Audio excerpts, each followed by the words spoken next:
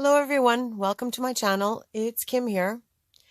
Now, if you watched my video that I did making flowers using fabric circles, I was making the dimensional flowers and the yo-yos.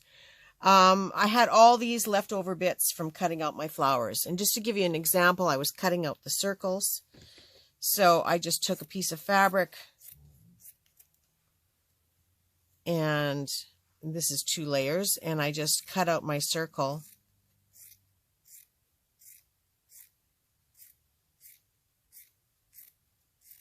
No rhyme or reason, and it's a little jaggy, but that's okay. It's just still a circle. So I have 2 circles here. So anyway, the whole point was that I said these pieces that are left over are not garbage. So don't throw them out. If you're making circles and making circle flowers, then right after you've done your flowers, go right in, dive right into making what we're going to make today. So this video is going to be the first video in my series of making trims and embellishments for your journal pages and stuff. So all these little scrap bits, I kind of work them into 2 different piles, but I'll do that as I go along. And we're going to start the base of a snippet roll. Now this is how I use up this kind of scrappy stuff. If it's a bigger piece like this, right away I pull this piece out. I don't do anything to it. I just lay it down on my fabric. I hope you can see all my fabric here. And then I've got another, let's see, I've got this piece here with this little bit hanging.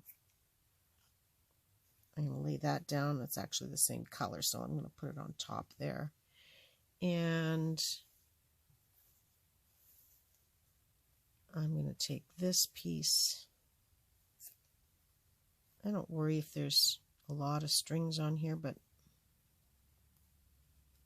because we're going to be making strings anyway on these pieces, but I'll just lay that down. And I've got some of this striped one.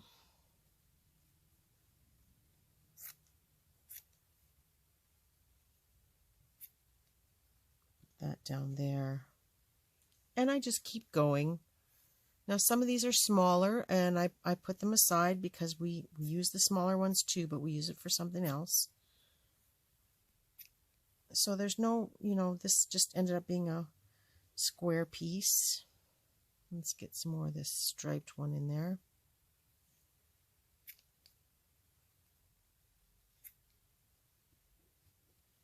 And we'll put that aside for, well, that's a nice piece there too. I'm going to use that one.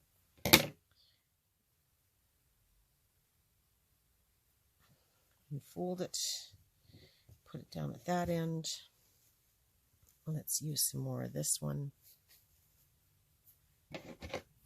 And I will sit and put these together right away. I do it right away because if you don't do it right away, it just becomes something that goes in the pile and then it eventually ends up in the garbage, right? And so I always say take the time to do it and get it off your desk. Otherwise, like me, your desk gets piled up with more things to do.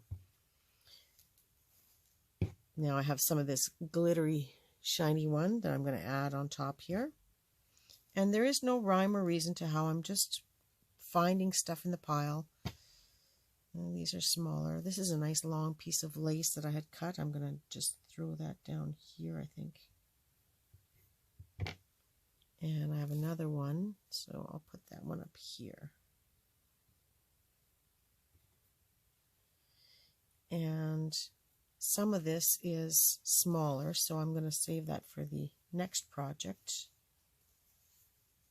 This pink will be on the next project. But I've got lots of this tulle, so I'm going to add some of this tulle in here. Get rid of these strings. And I do keep the strings because if you've watched my other videos, I use the strings for something else. I don't throw much away. I do try to use it as soon as possible, though, so that it doesn't pile up. That's smaller pieces.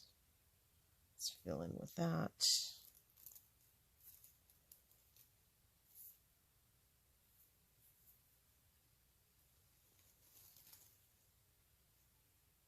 And again, more small ones.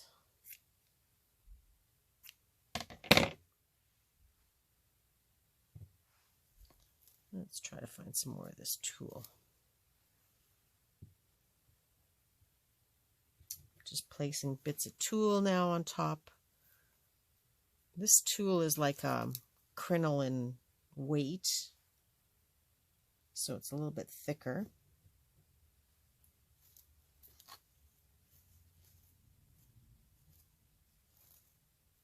And this was all from cutting out those flowers. So if you watched me cutting out the flowers, or the circles for flowers, you know I had quite a pile here. And I'm just going to lay that on top of there. Got lots of this tulle now, so just keep going and adding more on top. And in no time at all, I have a nice base. Now I've got this piece, I'm just going to lay that there. Move this over a little bit more. Threads are coming with me. Can you even see that corner? Yes, you can. I'm going to lay that on top of there, but I don't need that much, so just put a little square there, and I'll put this one here, and I like that little piece of lace there.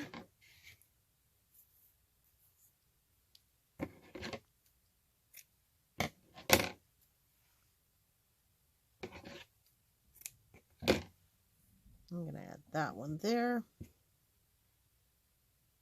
and this one here.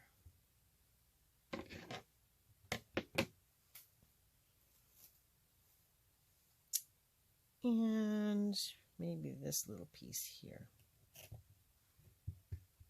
Okay, so now that I've got a nice little mix on top of here, well, I see this piece, I like this too.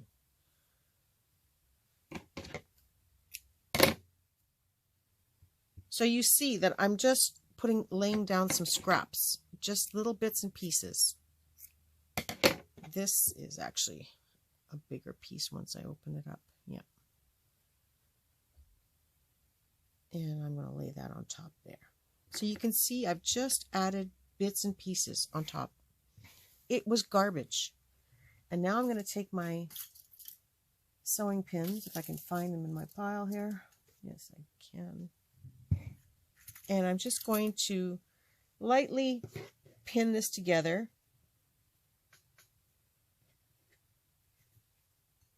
I think I have to catch that one there too.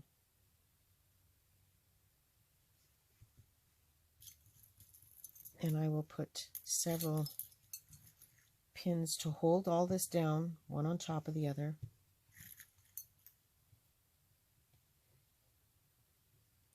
Just enough, because I've layered everything on top here. One layer kind of holds the next layer down. It's just enough to catch it so that if I get up to go to the sewing machine, it's not going to come apart.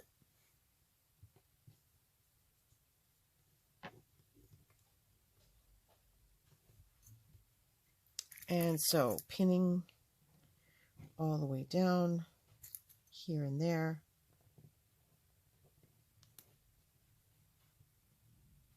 Now I'm making all my pins go in one direction, and I'll explain that in a second.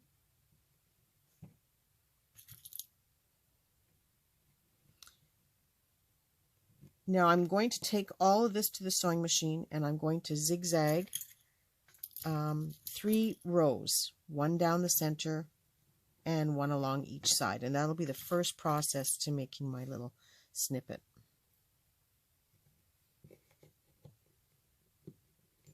Oop.